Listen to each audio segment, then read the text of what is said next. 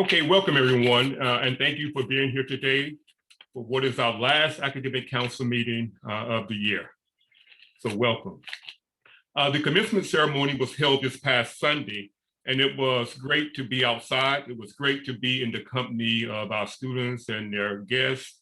It was a wonderful day to mark a significant milestone in the lives of our graduates and in the life of this university. Not having a ceremony last year made this all more special.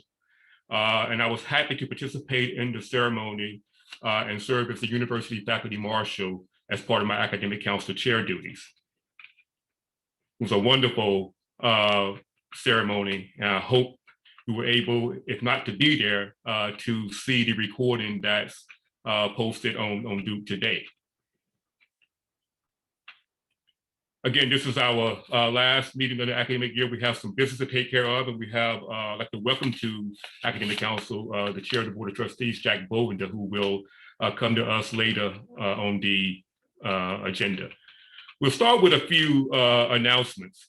And first will be the results of the ECAC election that we held last month.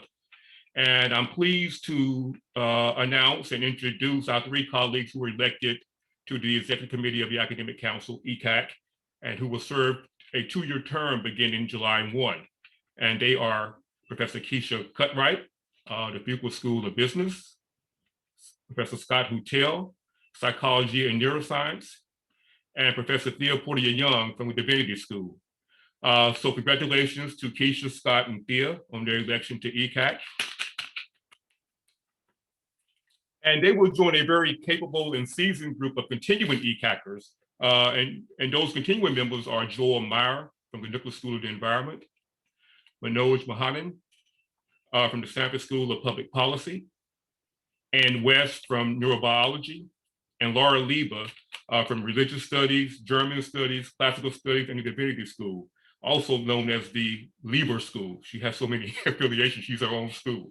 But a very capable group of returning ECACers for next year. And they'll be led by Erica Weinthal from the Nicholas School of the Environment, who also has an appointment in the Stanford School. Erica will become chair of ECAC and the council on July 1 and serve for 2 years in this capacity. So congratulations to all new members and best wishes to ECAC for a smooth couple of years. With the election of new members, we say goodbye to those ECACers whose terms are ending June 30th, as does my own. I want to warmly thank Carla Brady from Clinical Sciences in the Medical School, Cheryl Broverman from the Natural Sciences Division in the Department of Biology, and she's an appointment also in Global Health, and Marin Levy from the Law School. Marin also served as vice chair for this past year. Carla, Cheryl, and Marin have been valued partners during my 2-year journey as chair of ECAC. They helped make the journey effective and rewarding, and I appreciate all they did to help out. And I want to also recognize and thank those ECACers who were completing their terms as I was beginning mine. And they are Mark Anthony Neal, Victoria Szabo, and Victoria served as vice chair for the 2019-20 academic year, Ellen Davis, and Lisa Keister. These 6 colleagues with whom I served for 2 years, a year and a half, 2 years in one case and a year in another, these 6 colleagues represented the faculty well. They provided wise and experienced counsel, not only to me, but to senior leaders as well. And I appreciate all that they did in their years of service. And this group went above and beyond the call of duty in helping Duke navigate all of the pandemic related matters that came before us over the last 18 months or so. So thank you all. The next announcement, I want to share the results of the honorary degree election that we held by Qualtrics over the last few weeks. The honorary degree candidates were proposed by the honorary degree committee and were considered by this council in an executive session during our April meeting. All of the nominees have been approved. 68 of 98 council members participated in the election, in the voting process, and each nominee was overwhelmingly approved by the faculty.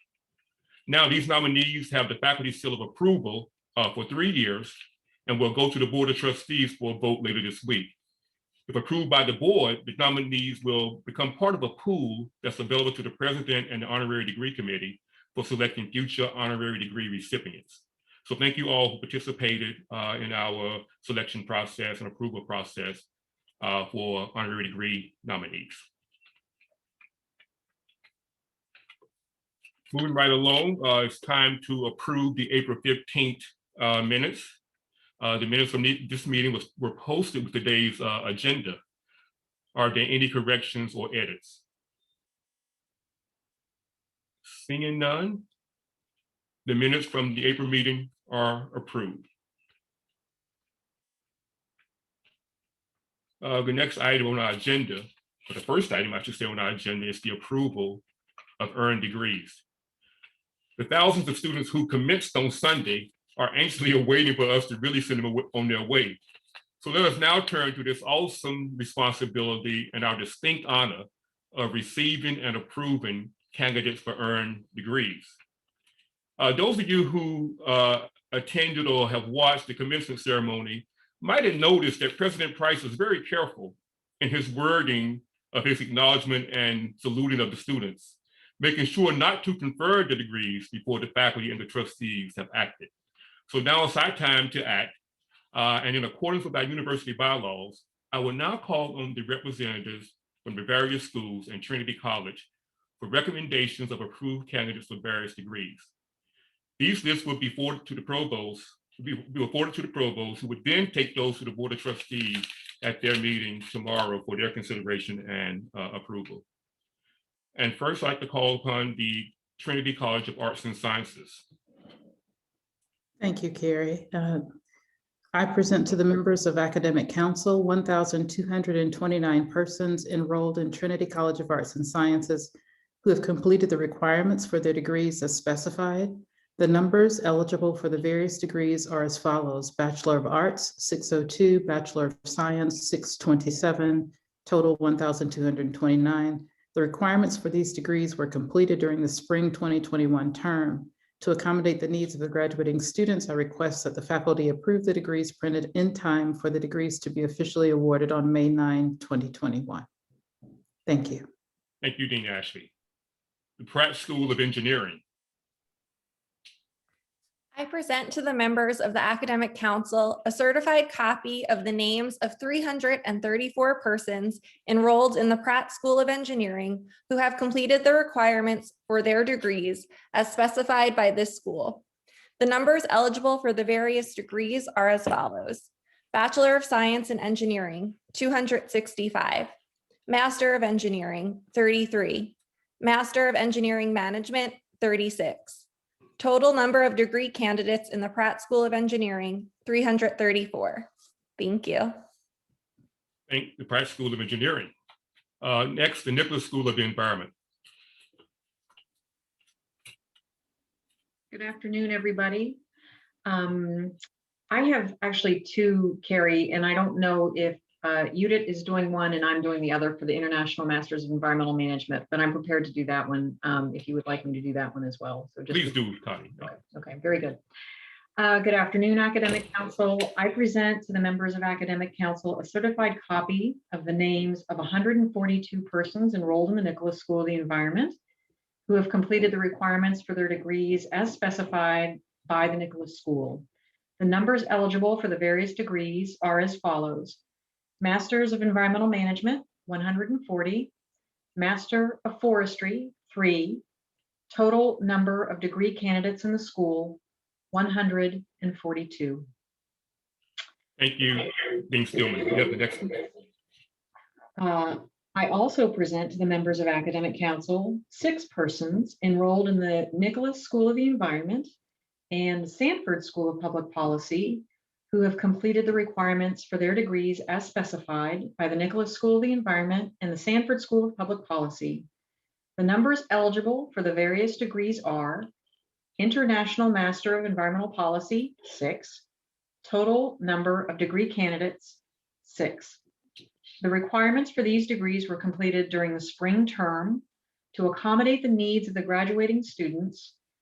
We, meaning Judith, Kelly, and I, request that the faculty approve the degrees presented in time for the degrees to be officially awarded on May 9th, 2021. Thank you, Dean Stillman. The Fuqua School of Business. I present to the members of the Academic Council a certified copy of the names of 864 persons enrolled in the Fuqua School of Business who have completed the requirements for their degrees as specified by the school. The numbers eligible for the various degrees are as follows: Master of Business Administration, 416, Master of Science in Quantitative Management, 192, Master of Management Studies, 256. Total number of degrees candidates in the school, 864. Thank you, Fuqua School of Business. The Divinity School. Good afternoon. I present to the members of the Academic Council a certified copy of the names of 148 persons enrolled in the Divinity School who have completed the requirements for the degrees as specified by this school.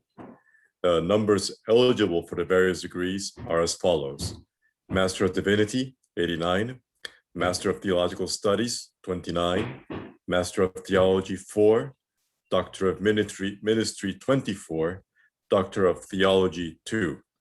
Total number of degrees candidates in this school, 148. Thank you, Dean to-be Cologne Emmerich, Divinity School. Next, the School of Law. Wonderful. I present to the members of the Academic Council a certified copy of the names of 264 persons enrolled in the Duke University School of Law who have completed the requirements for their degrees as specified by this school.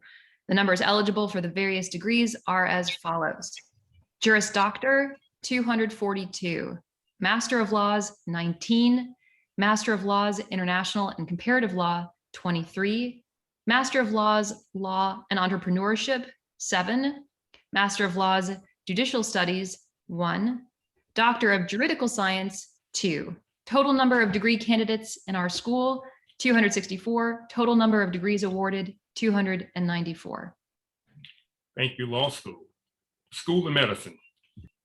Good afternoon. I present to the members of the Academic Council a certified copy of the names of 271 persons enrolled in the School of Medicine who have completed the requirements for the degrees as specified by the school. The numbers eligible for the various degrees are as follows: Doctor of Medicine, 113, Doctor of Physical Therapy, 78, Masters of Biomedical Sciences, 42, Master of Biostatistics, 24, Masters of Health Science and Clinical Research, 14. Total number of degree candidates in School of Medicine, 271. Thank you, School of Medicine. The School of Nursing. Good afternoon. I present to the members of Academic Council a certified copy of the names of 206 persons enrolled in the School of Nursing who have completed the requirements for their degrees as specified by our school. The numbers eligible for the various degrees are as follows: Bachelor of Science in Nursing, 73, Master of Science in Nursing, 103, Doctor of Nursing Practice, 30. Total number of degree candidates in our school, 206. Thank you. Thanks to the School of Nursing. The Sanford School of Public Policy.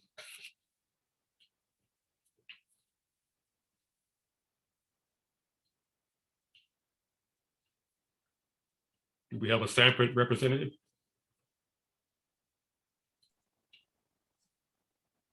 I am here and I do. Yes.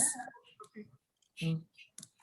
I present to the members of the Academic Council 88 persons enrolled in the Sanford School of Public Policy who have completed the requirements for their degrees as specified by this school. The numbers eligible for this various degrees are as follows: Masters of International Development Policy, 17, Master of Public Policy, 71.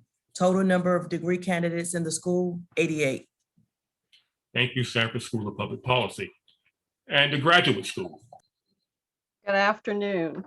I present to the members of the Academic Council a certified copy of the names of 681 persons enrolled in the graduate school who have completed the requirements for their degrees as specified by the school. The numbers eligible for the various degrees are as follows: PhD, 191. PhD, Duke Carolina Program in German Studies, 2. AM, 123. MFA, 16. MS, 338. MS, Duke Kunshan University, 11. And in addition to the 681 degree candidates, I present one candidate for the joint PhD in integrated biology and medicine at Duke and US. Total number of degree candidates from the graduate school is 682. Thank you, Dean McLean. Mr. Chairman, I move that the candidates for degrees during the spring term, as presented by the deans or their representatives of the university, schools, and college, be approved by the faculty and recommended to the Board of Trustees. May I have a second? We have a second. Mr. Chairman, I also move that the provost be authorized to make any adjustments to the approved lists of candidates for degrees to ensure that no candidate for a degree will fail to have their diploma awarded in a timely fashion, or that no candidate will receive a degree for which they are not fully qualified. May I have a second? We have a second. Thank you, Josh. Degrees are approved by the faculty. Congratulations to all our graduates. President Price, to make this really official, I think you should do that thing about the power invested in you. So will you please? Oh, by the power invested in me, and upon approval of the Academic Council and the Board of Trustees, I am delighted to confer these degrees upon our outstanding Duke students. Thank you, President Price. And thank you, colleagues, for approving these degrees, and we'll send them on to the trustees for their meetings tomorrow and the next day. The next item on our agenda, we have a special treat. I'm pleased to welcome to his third meeting of the Academic Council, Jack Bovender, Chair of Duke's Board of Trustees. So Jack, be ready to receive this recommendation for these degrees. You have a lot of work to do to go through that entire list of names. Jack was last with us in November 2018, and prior to that meeting, he met with the Academic Council in May 2016, to discuss the presidential search. And as you know, that search brought us President Price. Jack has served as chair of Duke's Board of Trustees for 4 years, and he began his membership on the board in 2007. He received both his bachelor's degree in psychology and his master's degree in hospital administration from Duke. Jack is a North Carolina native. He and his wife, Barbara, have been very generous supporters of Duke. Jack, welcome back to the Academic Council.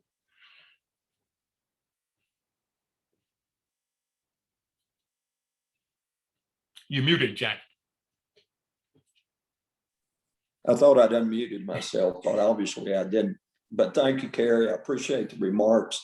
And it's a pleasure to be back before the Academic Council one last time.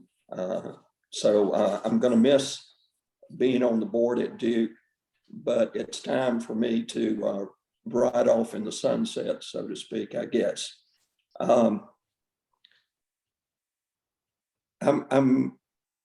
I'd like to start today by talking about some thoughts and reflections of my 14 years of service on the Board of Trustees, and as you mentioned, 4 years as chair. But first, I want to thank you, all of you, on the Academic Council and representatives of the faculty for the extraordinary ways that the faculty has met the great challenges of this moment and continue to sustain and transform the Duke experience. I particularly enjoyed working alongside those faculty members who have served on our standing committees, strategic task forces, and lent their expertise to trustee strategic education sessions. And I'm very grateful to all of you. I'm also so very proud of how the faculty responded to the extraordinary challenges of the past 14 months. I know it was not easy, but you were incredibly successful, so successful that Will Blitzer had the president of Duke on one night to talk about how was Duke able to do this when so many other schools and universities could not accomplish that. You made it possible, and so thanks to all of you for how you continue to ensure that our academic mission is delivered without disruption. So if I can reflect a little bit more, going past my time or before my time as a member of the board, just to put this in perspective, I arrived at Duke as a freshman in 1963. And by the way, that was the first integrated class at Duke. 5 African Americans integrated Duke my freshman year. I wonder what took Duke so long to make the right decision, but at least I was privileged to be in the same class with those wonderful people. So I arrived 1963. I left 6 years later, as Carrie said, with an undergraduate degree, a master's in hospital administration, and incidentally, a wife. So it was a very good 6 years for me. Some of you may know that I joined the Duke University board in 2007 after a long career in healthcare administration, and later in 2009, I also joined the Duke Health System Board, where I worked with my fellow trustees and the health system leadership to focus on reforming the financial model for our hospital and clinic operations. Those of you who remember those years around 2007 will know that it was, to say the least, an interesting and challenging time for Duke. We were still weathering the storm of the Duke lacrosse scandal, and we're in the beginning stages of what would ultimately become the financial crisis of the next few years. My years on the board were in a sense consumed by 2 priorities: steering Duke toward a sustainable financial path, one strengthened by the success of the Duke Forward campaign, and ensuring continuity of the extraordinary leadership for the university. We had some significant turnovers at the top of the house and through the various schools during that time. I served on the search committee that brought Gene Washington to Duke Health, and that has been a remarkable, he's had remarkable success here. And I also, as was mentioned earlier, chaired the presidential search that brought Vince Price to Duke. I believe that's the most critical decision made by the board during my tenure, at least on the board. The board also, during my time, initiated a governance review.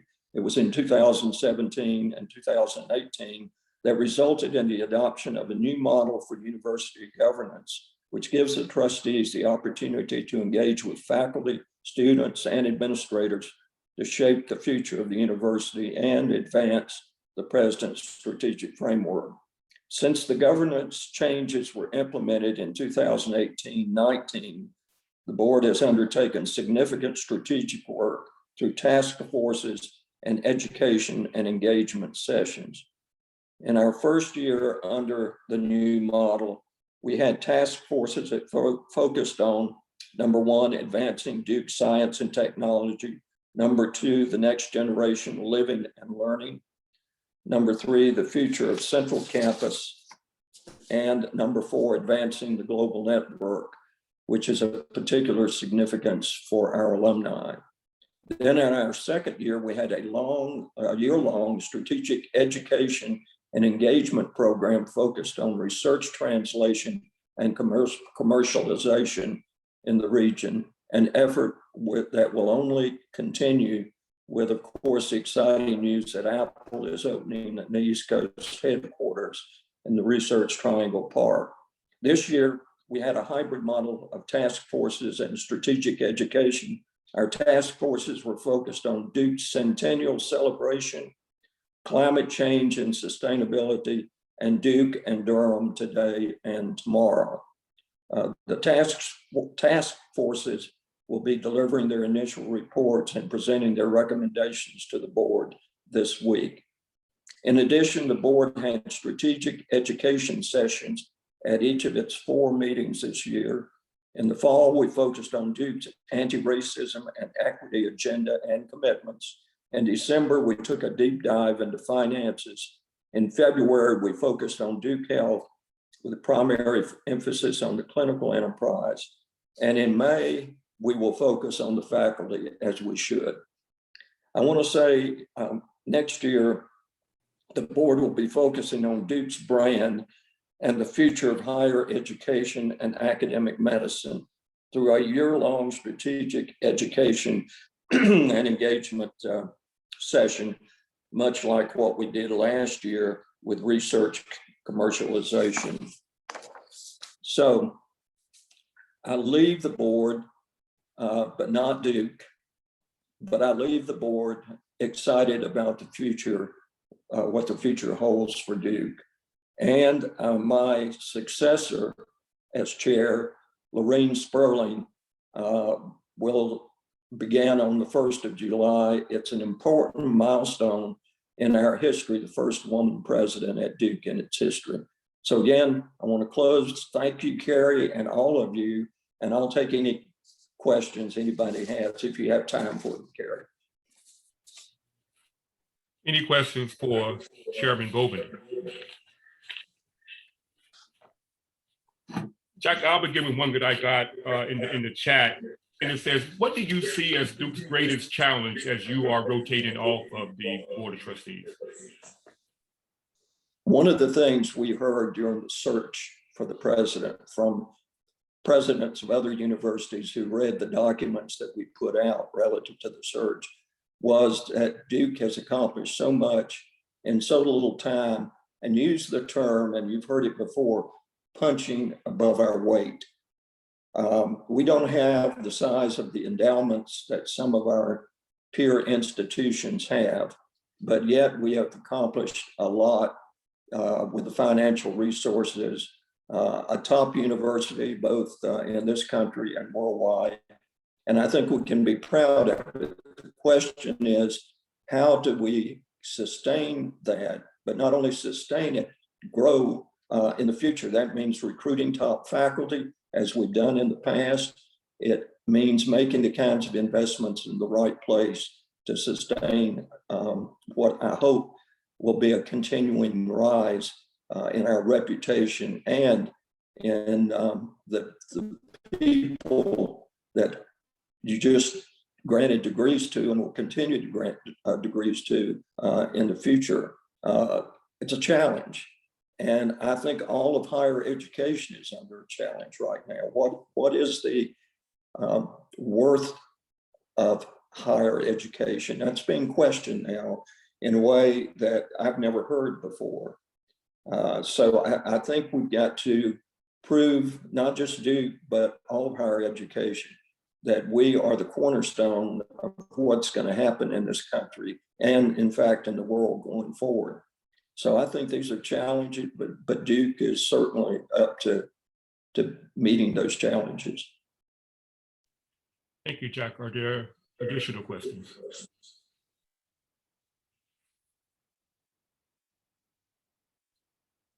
Seeing none, Jack, let me thank you again for agreeing to join us today for this meeting. Let me also say, as I leave the chairmanship of this committee, of this council, that I appreciate the seriousness with which the board took the faculty input. As you mentioned, there are faculty on all the standing committees. And I want my colleagues to know that, and those of you who have served on these committees in the past know full well that we are full members of those committees with a voice and a vote. And that's somewhat unique as these things go, as faculty governance goes around the country, that our trustees have taken seriously the notion of shared governance. And Jack, I appreciate your partnership over the years that I've been around. Well, thank you. And I might mention that about 3 years ago, in a fireside chat with the chairman of Bank of America, was questioned about our governance at Duke. And this was in the presence of chairs and vice chairs of places like Harvard, Yale, Princeton, Northwestern, Notre Dame. And when I laid out the involvement of faculty in trustee committees and task forces, coupled with bringing students into the process. They were astounded, and a couple of them appalled. How do you maintain confidentiality? Does not the faculty and the students run out and tell everything that's going on? I assured them that that was not ever an issue. And once again, goes to the heart of the idea of shared governance in a university like Duke. So thank you. Thank you, Jack. Thank you very much. The next item on our agenda is the vote on the proposed executive master's degree in national security policy from the Sanford School. As you know, we had a discussion of this in our last council meeting, the April 15th meeting, and we're supporting documents posted on the website at that time. Today is the day that we vote on this proposal, but we do have time for questions if there are any about the proposed degree. Are there any questions?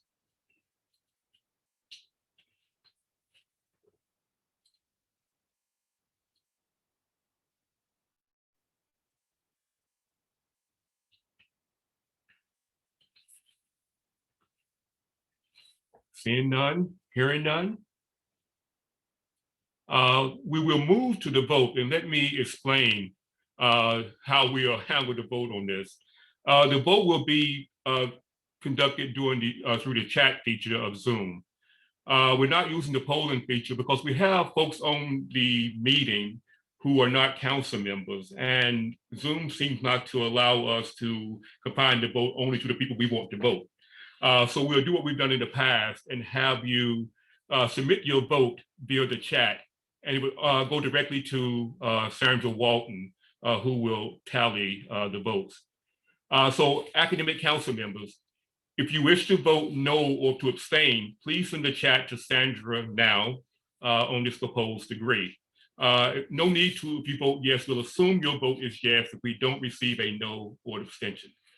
So academic council members, if you wish to vote no or abstain, please send the chat to Sandra Walton. The chat feature is blocked for shared chats, so Sandra is the only one who will receive your vote. And I will announce the results of the vote before we adjourn today.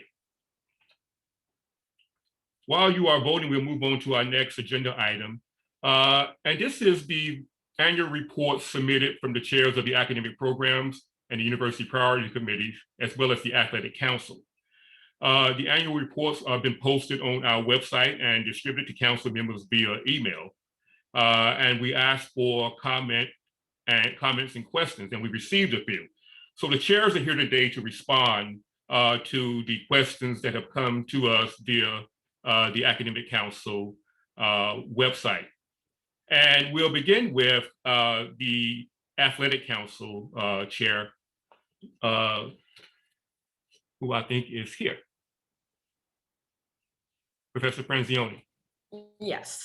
All right. So the athletic council, we received a question that says, well, I'll just read this. I'll just quote it. Okay. It says, yeah. I did have one question based on the athletic council report, which is about where the losses in athletics stand at the current point.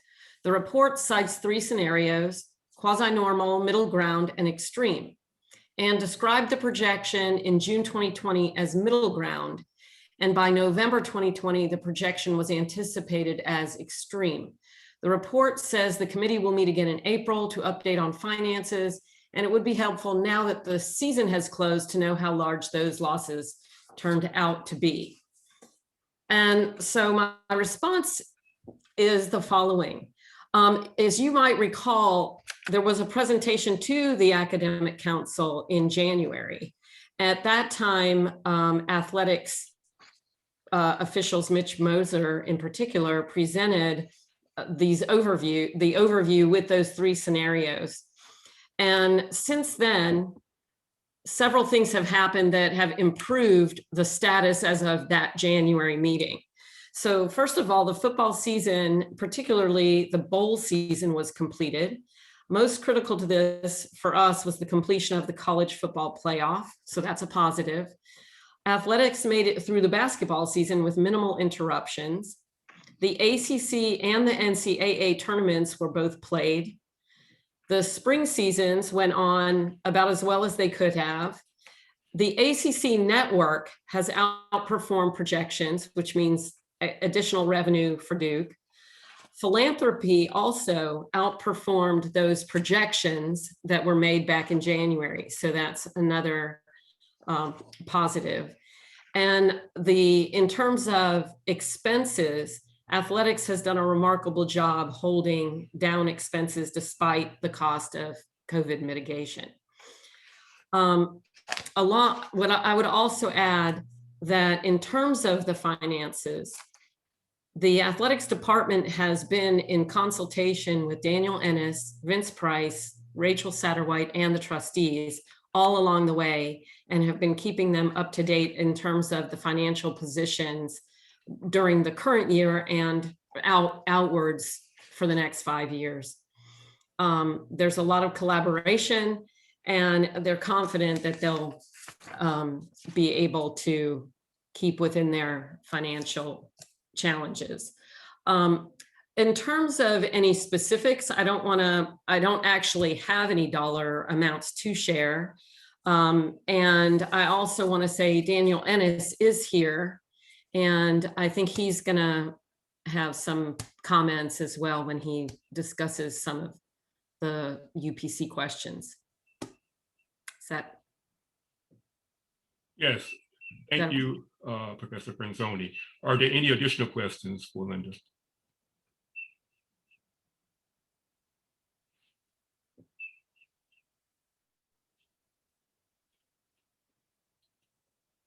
Seeing none, we'll next move to the Academic Programs Committee, and Provost Kornbluth and the Chair of the committee, Tom Ferrara, are here to address some questions that were submitted to APC. Thanks, Carrie. I'll just jump in first because the first question that we got was actually a broader than APC question, and then I'll turn it over to Tom for the APC specific issues. So there was a question regarding the University Institute, well, a series of questions actually regarding the University Institutes and Centers. Can you provide more information on the general and specific proposals presented in the report? Which of these recommendations is the university planning to implement, and when? Are all UICs expected to engage faculty and make research and curricular contributions?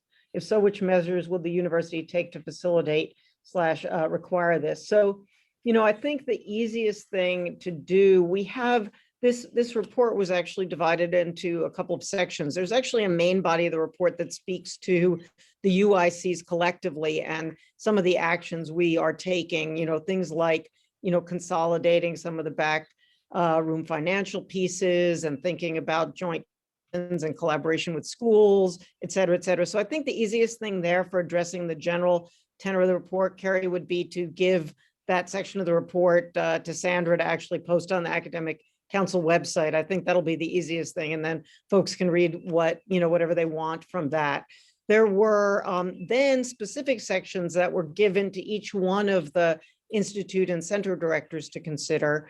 And I can just give you a kind of flavor. So for instance, people are probably aware that we are working, for instance, to think about a merger between the Nicholas Institute and the Energy Initiative. That's something that was suggested in the report and that we had discussed, where the Franklin Humanities Institute got essentially a rousing bill of health, but was asked to better integrate with arts and sciences and better engage faculty outside of arts and sciences, you know, humanists and law, Sanford, et cetera. I&E, we're working with, you'll be hearing more about some of the Vice President for Research and Innovation that Sandy Williams has taken on for the year for us.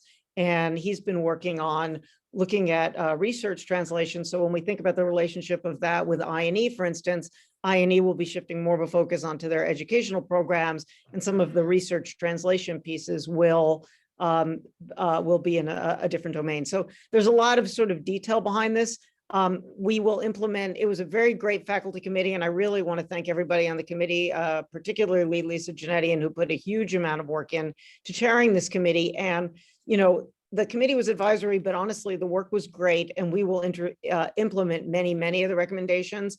And a lot of the implementation you'll be hearing about more as we roll that out. So rather than being comprehensive and going through the list for each one of the UICs, I think we'll post the main body of the report, and you'll be hearing about actions relevant to each one of the UICs as we go through the next academic year. So with that, let me turn it over to Tom for the other questions. Hello, you all. It's a little terrifying how many of you I know by your two-dimensional face and your upper shoulders. I've been serving as the chair of APC. We have been asked two sets of questions that directly pertain to what we've been doing. The first set is in regard to the external reviews of the departments and the units, which is one of our three main charges. And we have been asked, can you comment on any measures that the university will take to help units follow the main recommendations from the external reviews? Any plans to ensure that financial constraints of different departments do not get in the way towards improvement and excellence? The second one is the loaded question. For those of you who haven't had much experience with academic priorities, just let me say the academic programs, AP, there's an older version of it.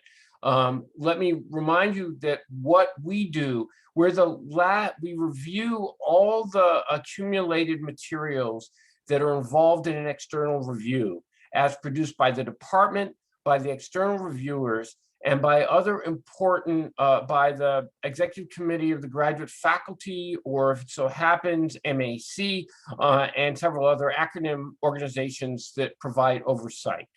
And we advise the provost in a series of recommendations for which there's a singular noun called resolution, the APC resolution. So let me also say that our job then is to be both analytic and synthetic about what has come down the pike.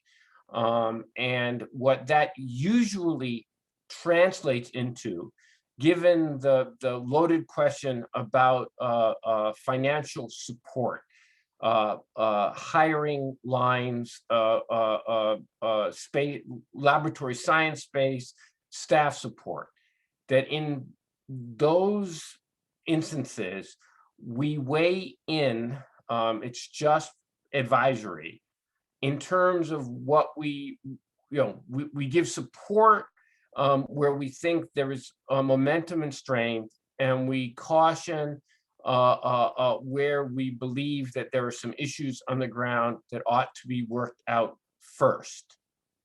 So that's the basic distinction. Now, what you need to know, which most of you probably do know, is that the one thing you can count on with an external review is that it will make recommendations for significant infusions of funds, hiring a space. A department is doing excellently, but it could be of the very primary category if we did this. It's doing well, let's give it the boost with 7 more hires, or it's spinning out of control and we really need 15 more hires. I barely exaggerate. I've seen 30 of these. There's not a single one that doesn't make demands of the university that it cannot individually and collectively do. Right? I've been a little melodramatic, but not more than this. So let's say, however, that in the last meeting of the Academic Programs Committee this year, after the report was filed, we met specifically to discuss the external review process. The recommendations we're making in general on that, or it's a policy discussion. It's one of the things we regularly do. But in this policy discussion, we have come to several initial conclusions or thoughts. One is that that we need to distinguish analytically, if not logistically, between two charges in the review process. The charge to figure out and help to make recommendations for a department and unit that it can enact on its own with modest infusions of support.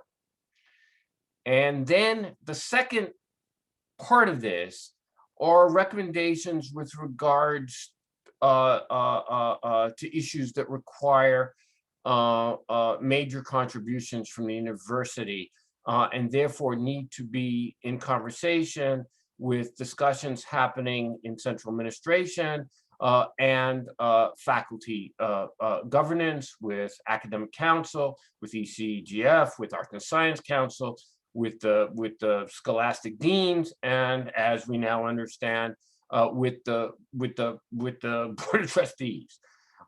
Whether that amounts to how we will end up dividing that is what, I mean, Sally can weigh in at the end of this again, but is part of what the Provost's office going forward is going to be thinking about. There are also a couple of other parts to this. One is that APC is thinking with the provost that particularly for the bigger decisions, that there may be university faculty more directly involved in the review process. So internal as well as external faculty, a standing committee, an ad hoc committee, a public committee, a less public committee, we don't know yet. And then finally, it is apparent to everyone that we need a more scheduled, periodic, or occasionally signaled accountability on the part, well, an accountability meaning that the departments and units need to be re-reviewed much more quickly than they often are to see if they're going after the work that has been done. And what may actually transpire is a sense that some, we may regularize this as every 3 years, or there may be a decision that some units and departments have certain issues fronting them that ought to be reviewed in a short cycle in a couple of years. And then there are other things that can wait to a normal 5 or 7 year rotation. That's the big thing. Thank you, Tom. Sally, anything to add? Okay, on the second one. Oh, I have sorry. one more question, Kim. Oh, sorry. Sally, weigh in on this. Okay, all I was going to say is, as Tom said, we had a pretty fulsome discussion of this. And I think what we will do is over the summer, take the recommendations that we got, put it together in terms of sort of a straw proposal on, changes in the review process. And then we would bring it back to APC to consider. But my guess too is because this would represent, sort of a big change, we would then come to ECAC and Academic Council to discuss it, once we've got a honed proposal. Thanks, Sally.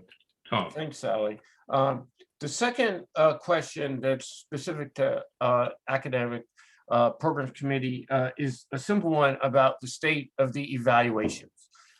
For those of you not close to the evaluation board, there are basically five reasons to do the evals to help children, to help the students choose wisely, to help faculty revise their courses, to help units look after their curriculum, to help SACs with the assessment process, and to help APT and chairs and deans make decisions about the quality of the faculty.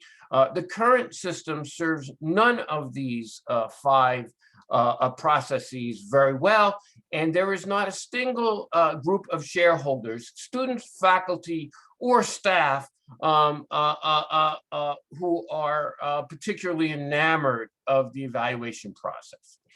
We are on, but now here's the good news. So Tom Neckabar and Executive Vice Provost Jennifer Francis, my comrade in arms, have been working hard with faculty, in faculty conversation, to make a major change in the evaluation system. And during this, and right now, there's a Watermark Incorporated software package that is being piloted and that promises to be better at all 5 of these tasks. So that's the answer to the question. I'm happy to take questions, or Professor Francis is probably here and she can answer it better than I could. Thank you, Tom. Time for a quick question for Tom, if there are any. Looks like Lee's hand is up. Lee Baker. Professor Baker. Thank you. On the course evaluation things specifically, I think this is an excellent opportunity to commit to our value of anti-racism. And I was wondering, Jennifer and Tom, have you looked at the research about how course evaluations and student evaluations of particularly women of color are impacted, particularly when they're doing what they're called controversial or politically courses that are sort of hot topic items? And can Watermark at least address some of these issues? So I'll try to answer your question there, Lee. First, I think those who are involved in this process are very aware of the research. It's voluminous and it's pretty clear, right? There's not, I don't know that the statistics there are very controversial on it. Watermark, the software here is actually a very, very flexible system. And so one of the things you're looking at is being able to do some more customization in terms of the evaluations that you do, even at the individual instructor level, for example, to be able to elicit certain types of responses, certain types of questions to the students around what you're doing. So I think there is definitely a lot of deep scholarly and practical thought going into how questions are framed and how they're approached in there. So I think the short answer is yes, but I'm sure others who are directly involved in this could also speak to it. As I don't know if Tom Nekaba is on this, but he certainly has been involved. Okay, thank you so much. I just wanted to ensure that we're thinking about that, so I'm glad that that's confirmed. Yeah, and for what it's worth, Lee, just to comment, at APT, we discuss that very intentionally as well when we look at people's course evaluations. And you can sometimes even tell from the free-form comments, never mind the numerical evaluations, that there were biases introduced, and we're very, very mindful of that as we factor in evaluations into, assessing teaching skills. Thank you all very much. We also had questions for the University Priorities Committee chaired by Debu Purheat, and Daniel Ennis will be here also to chime in. Debu. Thanks, Kerry. So I received 4 long multi-part questions related to our report. And Kerry said that we didn't have much time. So instead of reading the questions in their entirety, I tried to summarize them as best as I could, and then we'll answer them. So the first set of questions were related to what the committee recommended and whether we considered other options. And the second set asked for specifics about performance of the endowment and other financial information related to our cost-cutting measures. So I'll take the first set, and then Daniel will take the second part. So for those of you who don't know, the UPC's role is primarily advisory. We provide feedback on issues that are arising, especially issues related to resources for the university, and serve as a sounding board as ideas are being developed, okay? But the important thing is that we rely on senior administrators to bring forward issues and proposals to us, and then we respond to them. So this year, partly in response to the financial pressures created by the pandemic, we discussed the cost-cutting measures that had been imposed by the university. This included the hiring freeze, salary increases, and when and if the 403 contribution could be restored. Committee members responded and the administrators heard. 403B is not surprisingly was a hot topic this year. But given our advisory role, we did not as a committee come up with any specific recommendations. Okay, so that's establishing the first part and what we recommended and did not recommend. For the second part, which asks for more specifics about our the university's performance, I think the person who can best help us here is Daniel, and he's going to take it over on this part. Thanks, Debu. So there were a lot of questions. So bear with me, please. I'm going to try to talk through a broad context in terms of how decision-making is being informed. So I think if you were to sum up the questions that are being asked of us, they really are focused on the university's financial performance and position, and whether or not that information is leading to consideration of restoring on a retroactive basis to January 1, 2021, the university's 403B contribution, as many of our peers have. So that's, if you had the benefit of the questions, that's the thesis throughout. So I'm going to take this question, try to break it, respond to it in three parts. And a little bit is this answer is contextually, I think, important and helpful as a reminder. So the three parts are first, to go back to the situation that the university faced last spring and just remind ourselves of the values that drove the original decision to pull back the university's contribution to employee 403B accounts.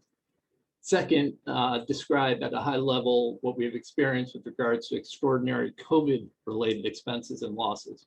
And I think this is important because there's been conflation at times about sort of structural challenges and whether we're responding to those, pre-COVID issues, or the response, which was intended to be specifically related to COVID-driven expenses and losses.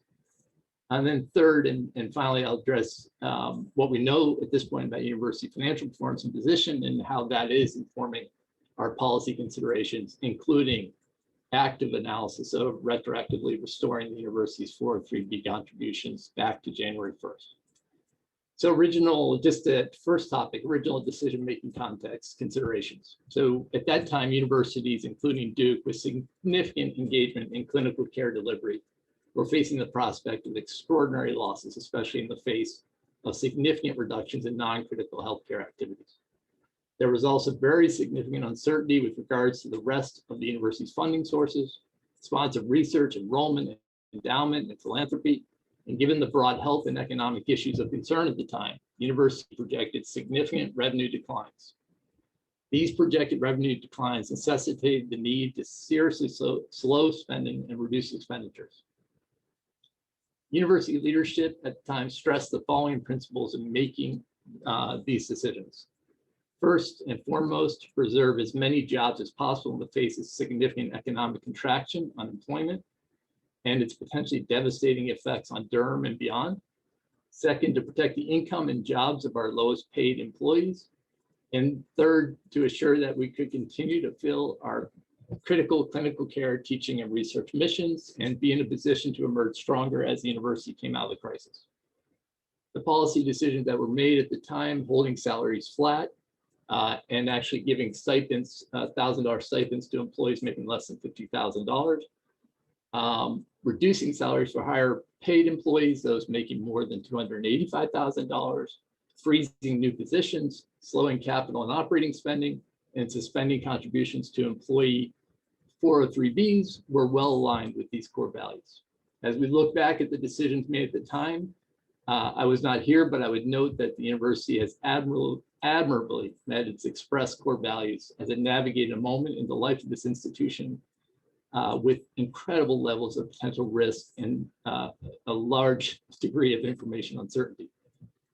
So just turning to topic two and sort of what we are experiencing and sort of accounting and projecting as it relates to COVID impacts. So these are really, trying to understand what the institution has absorbed as a result of the pandemic.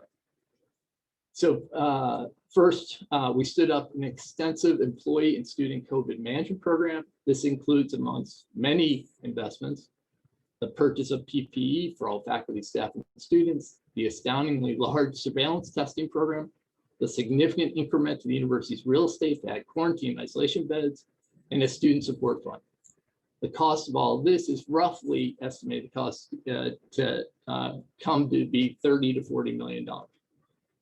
Beyond these extraordinary investments, the Academic Council heard from athletics in January, as was noted earlier, that the department faced dramatic losses in revenues from not allowing fans and events and many other COVID impacts.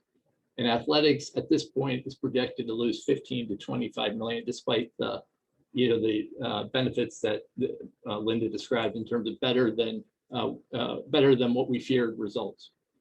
The housing and dining program has also experienced dramatic revenue losses due to the effort to de-densify the campus and other extraordinary steps to protect student health and again, to protect jobs. Housing and dining at this stage is projected to lose roughly $35 to $45 million. It is important to note that in each of these cases, so athletics, housing and dining, the COVID program, that there is no sort of readily available pool of capital reserves to fund these extraordinary COVID expenses losses. Many of our schools and units have also experienced significant COVID-related losses. So I have not accounted for those in talking you through the impacts of the institution. It has been assumed that the savings associated with the suspension of the employee 403B contribution, which roughly amount to $80 million, would in part be a funding source to cover these expenses and losses. If these savings were not available, all of these units would have needed to dramatically reduce the program, reduce staffing, with very significant impacts for the institution and for the broader local economy and region. Finally, and this is very important when we're in the space of benefits, that we have not described here what happened or is happening at DUHS, but we do share benefits with the health system, and so have to take into account their financial situation, their context as we consider changes in our benefits. So the final third topic, university financial performance and position. Despite these extraordinary COVID expenses and losses, the university's overall financial position has proven far more resilient than we had feared and projected. We've been signaling that fortunately since January. We are hopeful that we'll end up balanced in terms of revenue and expense and potentially in surplus. The last quarter of the financial year is typically the toughest in terms of revenue minus expense. So we're anxiously awaiting to see what will happen and are very hopeful that the positive trends that we saw through March will be sustained through year end. In addition, we're very excited about the prospect of significant endowment appreciation. This comes, of course, on the heels of actually losing money in the endowment last year. So that, if it comes to pass, will be a very welcome outcome. It's worth noting, and there are a lot of questions along these lines, and we could, obviously spend a lot of time talking about the endowment, but the most simple way to describe or think about endowment appreciation is that it's a lot like the value of your home equity when real estate markets are strong. It's comforting, but it does not typically translate into dramatic changes in your income or ability to spend. That's, of course, an oversimplification, but I think it has helpful dimensions to it. So the final comments in terms of summing this up. As committed at the time of making and communicating the financial policy decisions, university leadership continues to be watching financial performance and positioning very carefully, and has already made significant adjustments with the benefit of this information, including the following. We returned FY22 salary increases to normal levels for all of our employees. And for those whose salaries were cut, their salaries will be restored effective July 1. We returned retirement contributions effective July 1 to previous levels, despite a plan and actually a board resolution that would have reduced those contributions. We will also soon, very soon, be announcing easing of extraordinary spending controls, and know from many of you that you are frustrated with your ability to do basic things in terms of accessing discretionary funds and move your programs forward, and we are moving to address that. We are also actively, as I stated, actively exploring whether we can find a way to retroactively restore retirement contributions. But as I have now described to you and talked through, the extraordinary COVID losses make that a daunting task. And so we are working through the implications and the math. We will continue to engage with ECAC and UPC as we have, as we think all this through and determine whether we'll be able to take further action. Sorry for that being so long, but given the extent of the number of questions, we thought it would be helpful to give a comprehensive picture. Thank you, Daniel and David. Any additional questions? Cam Harvey. Thank you for the response. I guess I said this at the last meeting that I'm worried about our competitive position, that we're a singleton compared to other universities in terms of the amount of austerity and the length of austerity. And the specific question amongst the four that I was the author of, along with two of my colleagues at Fuqua, was on the endowment. Yes, it's true that that DUMAC lost 0.7% last year, but my understanding, and maybe you could confirm that, is that DUMAC is up 25.5% over the first 3 quarters. And indeed, in the report that was denoted as a windfall profit. So given a multi-billion-dollar surprise, it seems that $80 million or $40 million in terms of our 403B seems like a very small cost. We all know that Duke is at the edge of the top 10. And small things like this could easily push us out. And once we're out, the cost of getting back in is enormous. So really what I'm asking for is a justification of the short-term benefit that this is actually causing versus the long-term cost. I have no problem with the decision that was made by the president in April 2020 in the face of the COVID. The problem that I've got is that we seem to be maintaining the austerity much too long, given the new information regarding enrollment, regarding the endowment.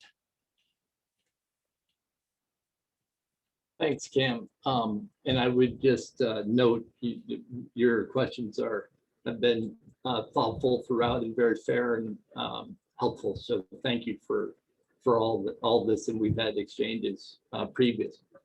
So I think looking at endowment is very important, but obviously insufficient, right? On many levels. The first is, we don't actually think about market timing in regards to supporting the core mission of the institution. And the loss last year is the return was that, but of course, when you think about the payout, we were, in a negative position.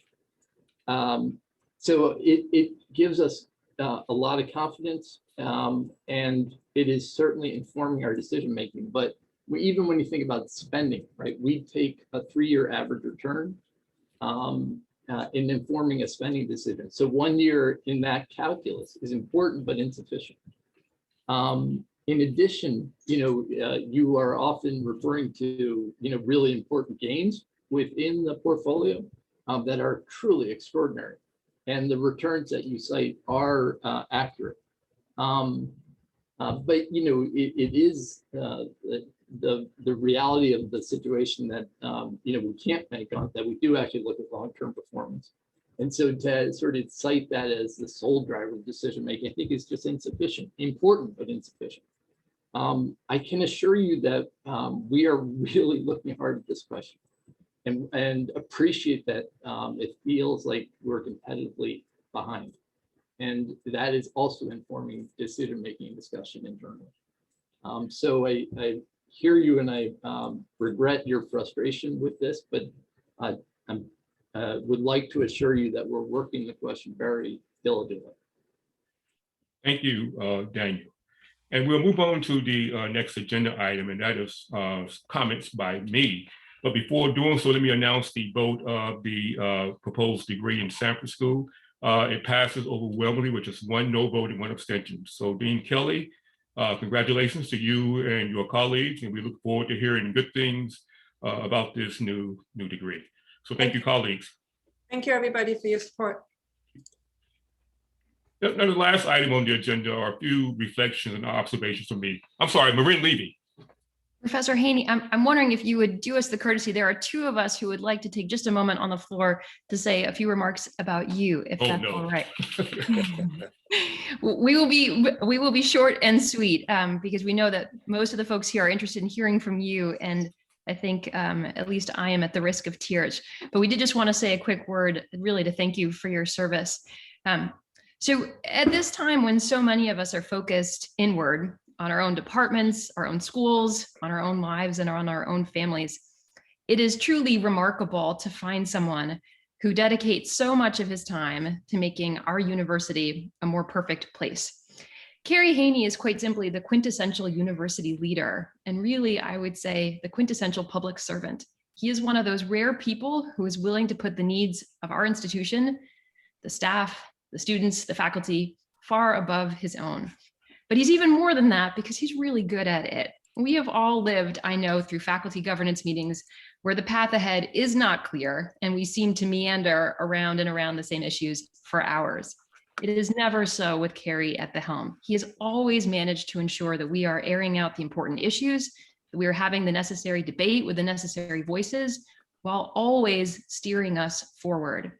And I would say that is a difficult task in the best of times, and Kerry has managed to do this masterfully in one of the most difficult, most challenging times I think any of us have seen for a university. And that's, of course, given the health and financial concerns that we faced in the past year.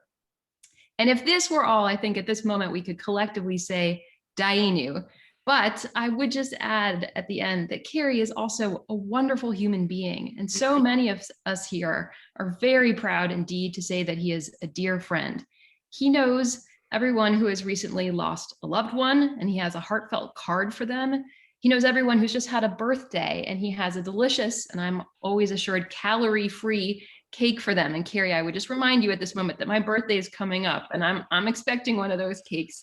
So I just want to end by saying, Kerry, on behalf of ECAC and Academic Council, we want to thank you so much for your extraordinary friendship, for your leadership, and also really for inspiring so many of us around you to take on the shared responsibility of governance, which is so critical for a university like ours, even if we know that we won't be able to do it quite as well as you do.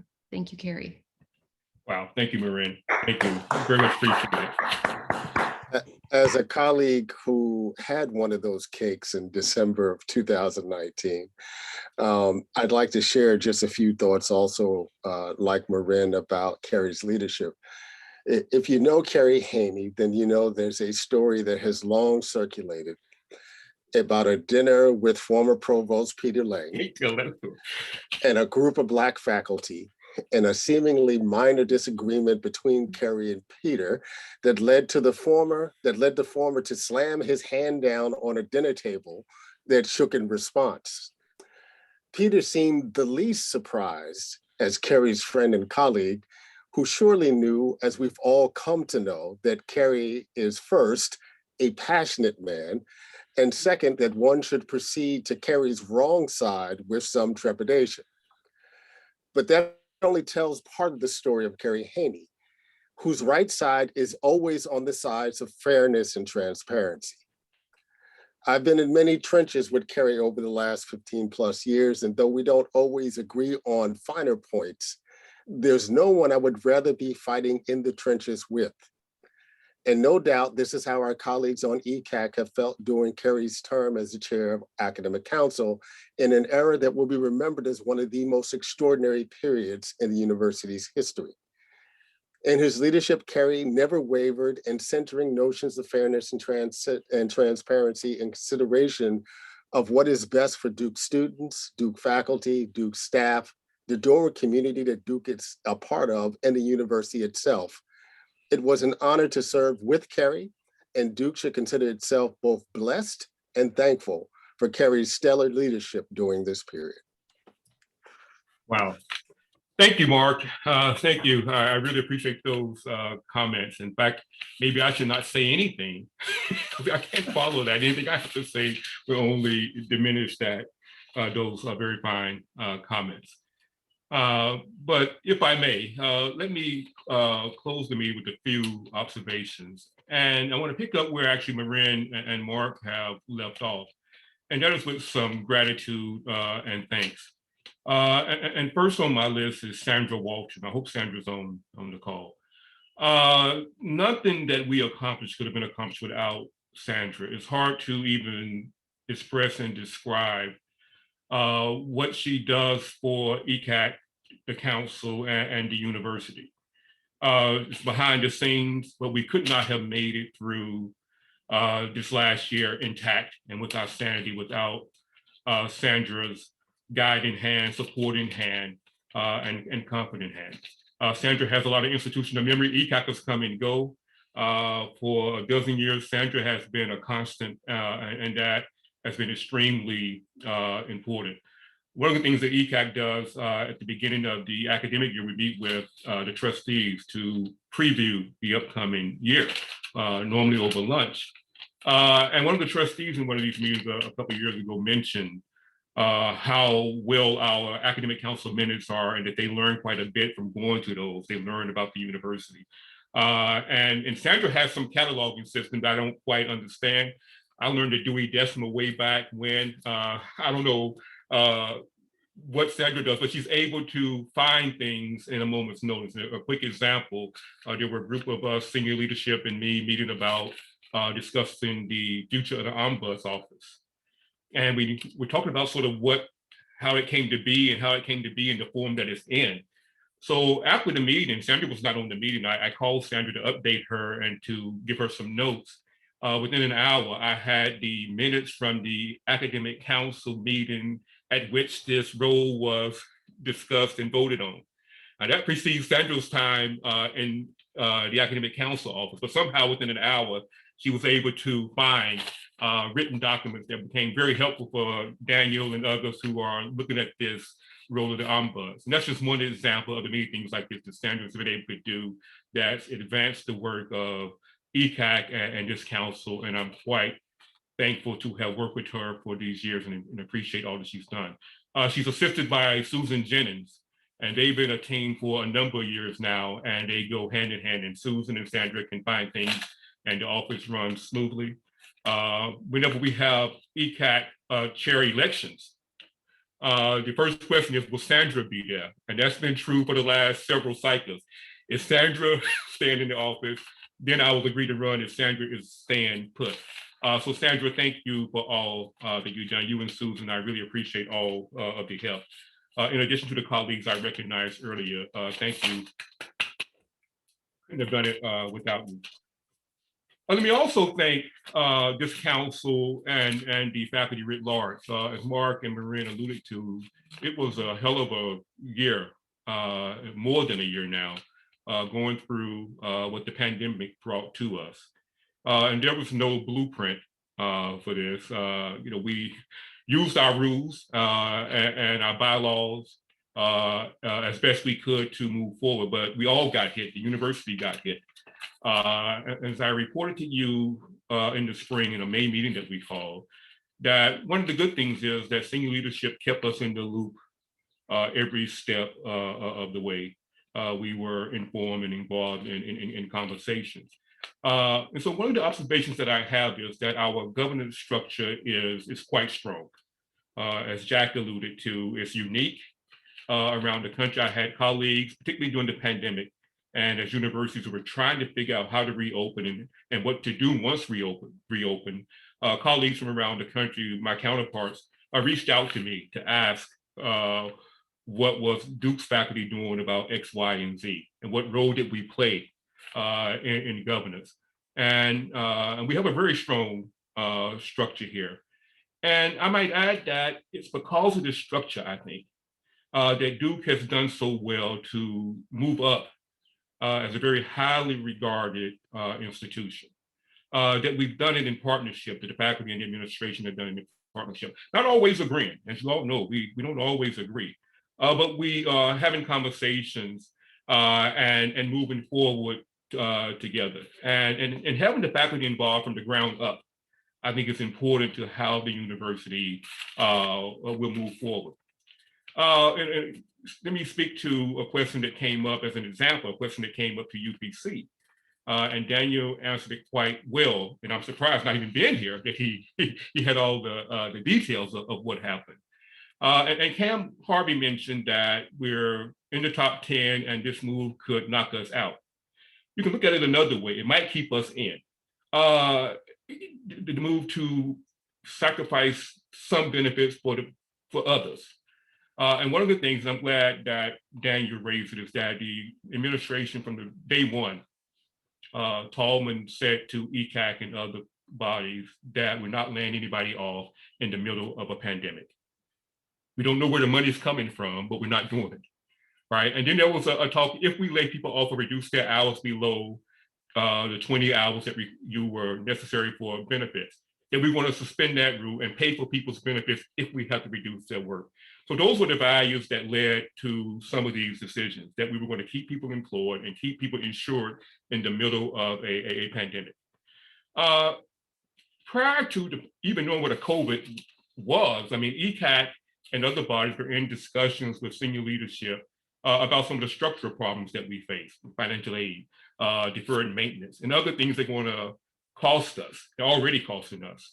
We teach in some classrooms that are falling apart or not working well. The physics building needs to be redone. Those kinds of decisions need to be made. And we were in discussions about some of these matters long before a pandemic was on the radar. And we're willing to have discussions about how we might meet those challenges so that we could continue to do the best teaching we could do and the best research we could do with limited resources.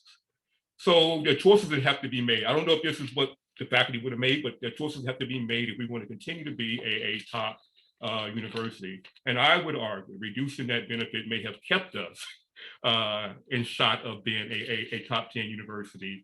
So we could attend to our facilities, our classrooms, and other strategic initiatives at the university.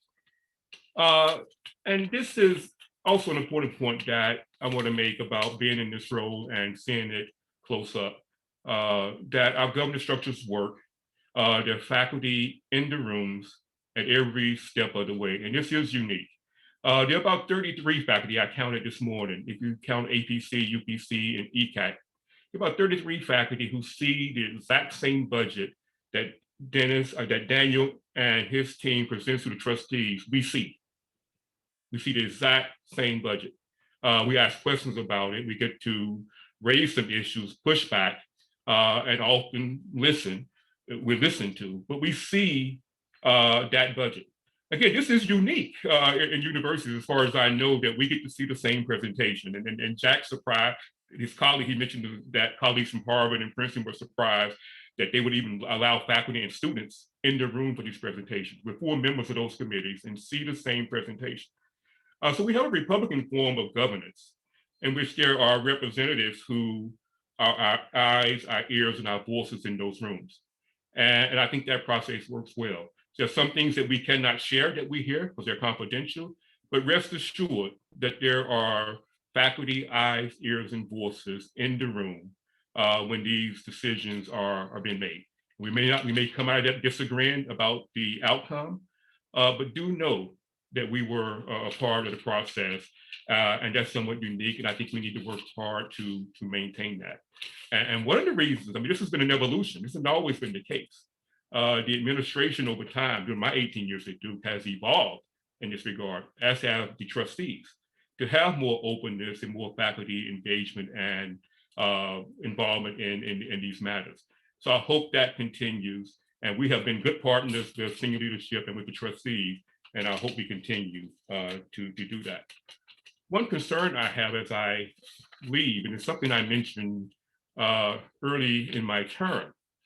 And I think I phrased it this way, that we're a great Southern university in that we're always fixing to get ready to do something, right? It's a good Southern expression, we're fixing to get ready. And it's sort of frustrating, right? Are we not ready yet? It's time to do something.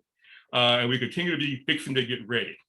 And one of the frustrations over the last year for me has been that it seems we spent quite a bit of time getting clarification on that which was already clear in terms of what we need to do, some of the things we need to do to attend to some of the structural problems that we have, to keep Duke in the top 10, to keep Duke moving forward.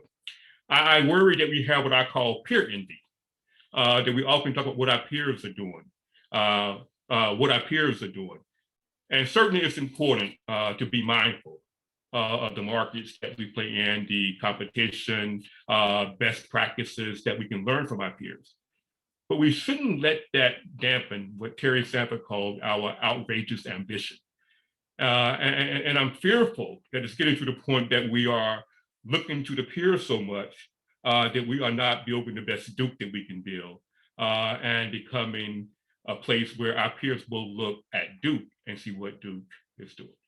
And we can see that we have arrived as a national and global leader in higher education. Just take, for instance, the testing regime that we put in place and all that went into that. When our colleagues came to the November meeting last year to talk about our testing regime, it was an amazing presentation. And when I talked to Sally about it later, I was sort of blown away by a couple of things. How more than interdisciplinary, I don't know what the term is, but it includes folks from the humanities, the social sciences, the medical folks, housing, student affairs, all came together in a moment's notice and put together a protocol for our testing that kept this campus safe and functioning.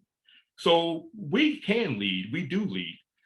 So I worry that we focus too much on the peers at the expense of looking at what we are able to do and what we are in fact doing. So I challenge this faculty, this council, and EPAC to pay attention and let's shout it from the mountaintops that we have arrived, that we are Duke, and let's try to build the best Duke that we can build.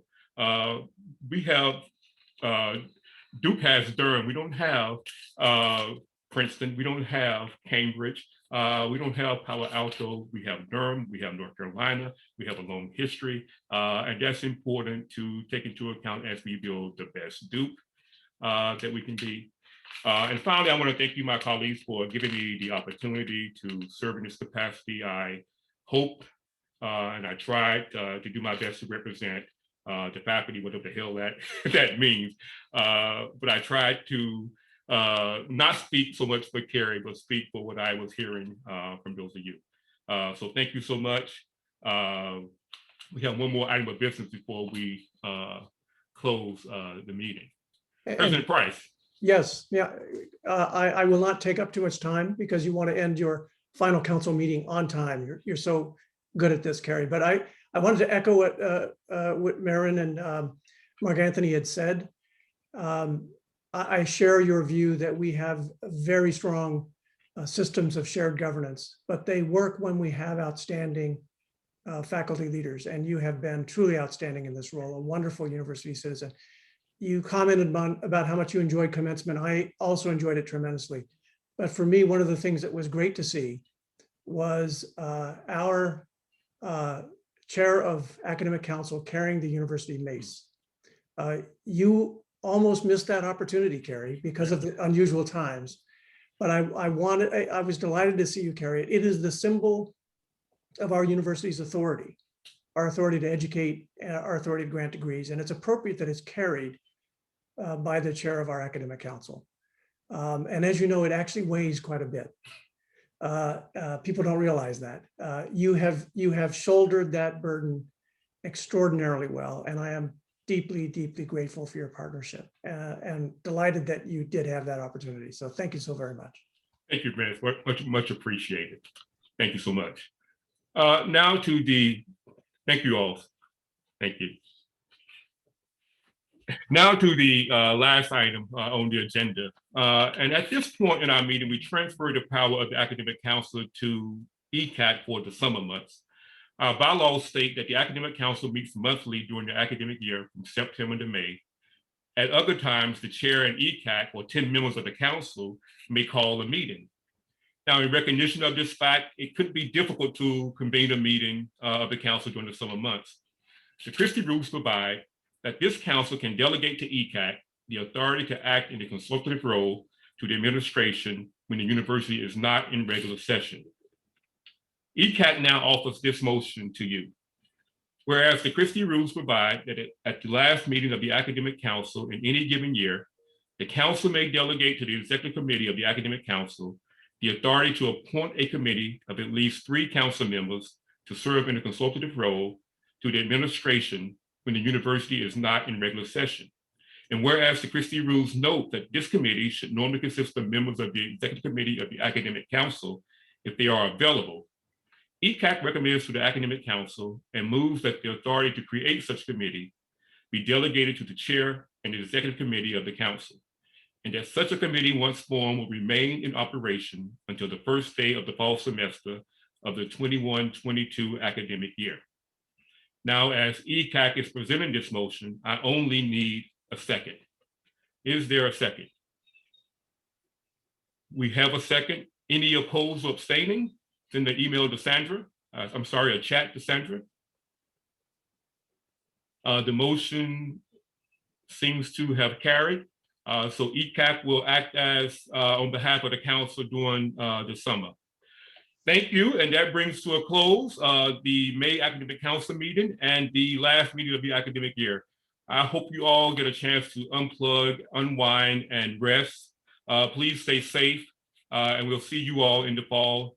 I have been elected to the council, I understand, so I will see you all hopefully in person at academic council meetings in the fall. Thank you, and have a blessed summer.